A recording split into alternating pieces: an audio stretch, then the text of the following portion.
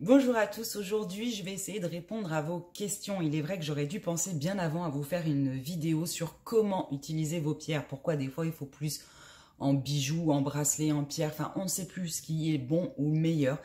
Alors je vais essayer de vous éclairer, en tout cas avec mes ressentis. Je vous ai souvent dit, en lithothérapie, ce qui compte c'est les ressentis de chacun. Chaque pierre en fonction de nous, on ne va pas les ressentir pareil.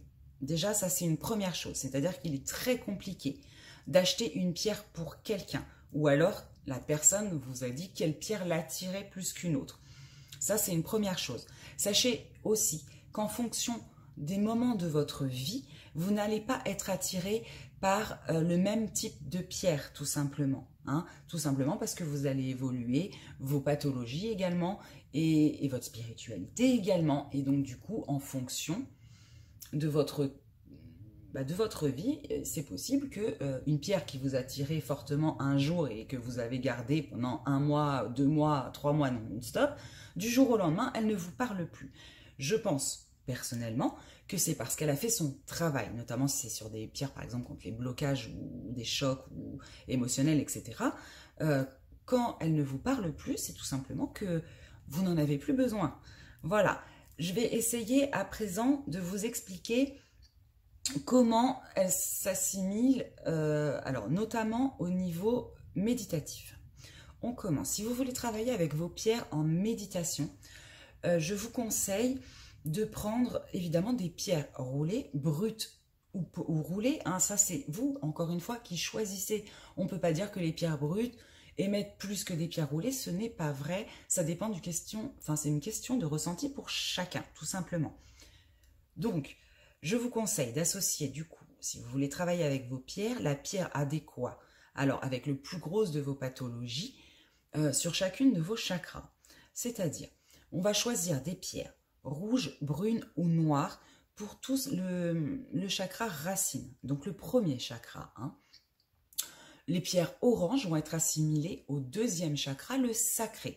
Donc, à peu près à 2 cm en dessous de votre nombril. Les pierres jaunes, voire dorées, ça peut, pour certaines, vont, elles, s'associer au chakra du plexus solaire. Donc plutôt 2 cm au-dessus du nombril, mais juste en dessous de votre plexus solaire, finalement. Les pierres roses et vertes vont être associées au chakra du cœur. Les bleus clairs, voire argent, sont associés au niveau de la gorge. Les bleus indigo, les violettes au niveau de votre chakra du 3e œil, donc juste ici. Et puis, tout ce qui va être blanc, transparent, vous pouvez également le violet, sur la couronne. Voilà, le chakra coronal, ça va être toutes les pierres finalement spirituelles, toutes ces deux-là, là. Voilà. Quand vous faites une méditation, vous les posez, c'est toujours mieux à même la peau. Ça sera toujours plus efficace que si vous passez derrière un pull, un t-shirt, voilà. Donc à ce moment-là, quand vous êtes de toute façon en méditation, normalement vous êtes quasiment tout seul, pour la plupart du temps, vous les placez directement sur votre peau. Voilà, tout simplement. Quand c'est des problèmes d'équilibre, je conseille de les porter dans la poche le plus près du chakra racine. C'est important parce qu'on pense que c'est la tête ou l'oreille qui déséquilibre, mais bien souvent, à part si ça vous a été diagnostiqué que c'est un problème de dérèglement de l'oreille interne, souvent c'est un problème d'ancrage, donc ou de fatigue, mais voilà, poche au niveau du chakra racine. Donc pour ça, c'est pour quand vous les utilisez en méditation. Maintenant, tout le monde ne peut pas méditer tous les jours et avoir ce vrai travail de pierre, avec les pierres. Je conseille donc également, pour tout ce qui est des problèmes de sommeil, de ce moment-là, prendre des pierres que vous glissez sous votre oreiller. Si vous décidez de les mettre sur votre table de nuit, c'est possible également, si la table de nuit, elle se trouve, normalement elle se trouve près du lit, mais bon, des fois on trouve des choses bizarres, il va falloir évidemment prendre plutôt ce qui va être géode, sphère un peu plus grosse, parce qu'évidemment il faut quand même que ça émette jusqu'à vous. hein, ça reste des énergies subtiles. Respectons ces énergies et voilà. Donc ça, c'est plutôt pour votre sommeil.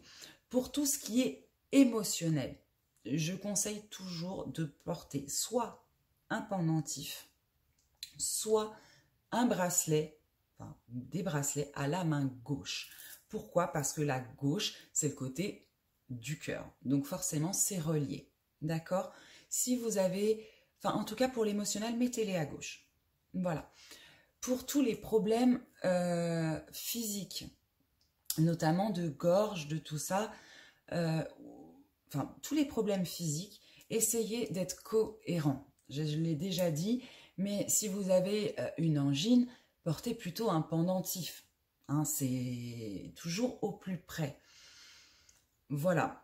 Pourquoi les bracelets, on les utilise? Je peux continuer hein, un petit peu à développer si vous voulez. Si c'est des maux de tête, portez-les aussi plutôt au niveau de la gorge. Enfin, au plus près, au final, que vous pouvez de du chakra concerné. Bon, évidemment, si c'est des maux de tête, vous n'allez pas vous coller avec du scotch votre améthyste pour aller faire vos courses. C'est compliqué. Donc voilà, soyez un petit peu cohérents. Pourquoi les bracelets fonctionnent? Alors, je vous l'ai dit tout à l'heure, on va mettre, parce qu'à ce moment-là, vous allez me dire, un bracelet à la main droite, ça se rapproche à aucun chakra. Alors, oui et non. Déjà, tout simplement, quand vous avez des bracelets, pour tout ce qui est chakra sacré, couronne, et racines, pardon, sachez que quand on est assis, quand voilà, souvent, vos bras, vos mains sont au niveau de votre chakra racine et sacré. Donc là, ça fonctionne très bien, rien que par la proximité du chakra. Si c'est des problèmes émotionnels, mettez-les à gauche. Vous ne pouvez pas avoir 170 000 bracelets, il y en a qui n'aiment pas sur la même main. Je le conçois, donc vous pouvez les mettre à droite. Et dans ce cas-là, comment ça fonctionne? Ben, ça fonctionne tout simplement que on n'en parle jamais assez, mais vous avez vos 7 chakras principaux et vous avez des secondaires, dont les mains. Les mains sont des chakras secondaires, d'autant plus pour moi, qui suis magnétiseuse, limite aussi important et aussi puissant. Votre chakra de la main est directement relié à votre chakra du cœur, d'accord? Et votre chakra du cœur est le seul qui est relié à tous les autres chakras. Voilà. Donc c'est comme ça qu'il fonctionne, par dispersion d'énergie. Pourquoi au niveau des chakras? Parce que c'est les points d'entrée et de sortie de vos énergies. Voilà, donc c'est là qu'il faut le mettre pour que l'énergie en général de la pierre ou tout autre pénètre plus facilement et plus profondément dans votre corps. Voilà.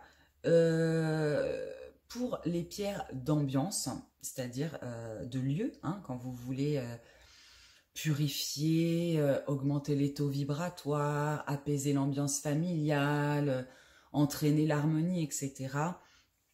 Évidemment, vous les prenez des pierres quand même assez conséquentes en fonction de la taille de votre pièce. Si vous me prenez un galet ou une pierre roulée comme ça pour émettre dans une pièce de 80 mètres carrés, il va sans dire que même moi qui suis très sensible à l'énergie des pierres, je ne vais pas la ressentir dans votre atmosphère, on va dire. Hein, donc prenez des... Voilà, puis c'est très joli en plus, donc comme ça c'est top, ça fait la déco en même temps. Pour les pierres qui vont être anti-ondes, évidemment, donc shungite, tourmaline, noir essentiellement, on en a d'autres, mais voilà. Pour ces deux-là, évidemment, vous allez d'abord commencer par neutraliser les lieux hein, où ces ondes sont les plus importantes, c'est-à-dire au niveau de votre box, au niveau de votre compteur électrique. Voilà, là vous placez alors des sphères. Je vous conseille, si vous êtes doué et que vous y connaissez en géobiologie, vous pouvez également prendre des pyramides, mais sachez que la pyramide, il faut la placer correctement, sinon ça a tout l'effet inverse. Hein. Donc du coup, soit vous savez, soit prenez une sphère, au moins ça émet pareil partout, c'est pas mal. Au moins là, vous êtes sûr de ne pas vous tromper. Ou des petites obélisques. Les petites obélisques, pourquoi? Parce que l'effet pointe renforce hein, l'énergie, tout simplement. Voilà. Et puis pour vous protéger, parce que malheureusement, on est toujours avec les portables, les machins, donc les ondes électromagnétiques, on les a sur nous en permanence. Je vous conseille, soit vous êtes du genre à être toujours pendu au téléphone. Je vous conseille soit en boucle d'oreille, en collier, ou même en bracelet, mais ce coup-là, vous choisissez la main où vous utilisez le téléphone. Parce que le but, c'est de venir capter les ondes au plus proche pour vous épargner vous, finalement. Hein, c'est venir les absorber à votre place. Je pense que là, j'ai été... Je réfléchis 2 secondes. Oui, sur les tourmalines, Shenghit, tout ça. Donc, collier, boucle d'oreille et puis bracelet pour ceux qui utilisent beaucoup leur téléphone. Ça devient même indispensable. Oui, il existe aussi... j'ai oublié de la prendre, là j'en ai en magasin, mais je ne l'ai pas pris sous la main, donc je ne vais pas vous faire le coup, je m'en vais pour vous la montrer. Il existe des petites plaquettes de Shenghit qui se collent hein, en fait directement sur votre batterie de téléphone, enfin sur l'arrière de votre téléphone, hein. Bon, vous n'ouvrez pas la batterie, mais sur l'arrière de votre téléphone, de façon à venir capter et que ça émette moins. Voilà, sachez que les ondes électromagnétiques, c'est quand même quelque chose de très néfaste pour l'homme, et encore plus pour ceux qui y sont sensibles. Voilà, alors ça se caractérise comment si vous y êtes sensible? Des enfourmillements. C'est-à-dire qu'au bout de 5-10 minutes de votre téléphone dans les mains, ça vous dérange, ça pique, vous n'êtes pas bien avec. Vous le ressentez dans votre main, dans votre bras, voilà. Donc si vous avez ce genre de truc, il ne faut pas hésiter, il faut absolument venir les neutraliser. Voilà pour les pierres qui ont un rapport avec les ondes. On a fait le sommeil, on a fait la méditation, on a fait les pierres liées aux émotions. Je crois que j'ai à peu près fait le tour. Ah si, pour les femmes, parce que je sais que vous êtes beaucoup, on est quand même plus sensibles que les hommes à ce niveau-là. Quoique les hommes, ils commencent à... Hein, ça s'élève aussi pas mal, et ça c'est top. Vous avez des soutiens-gorge.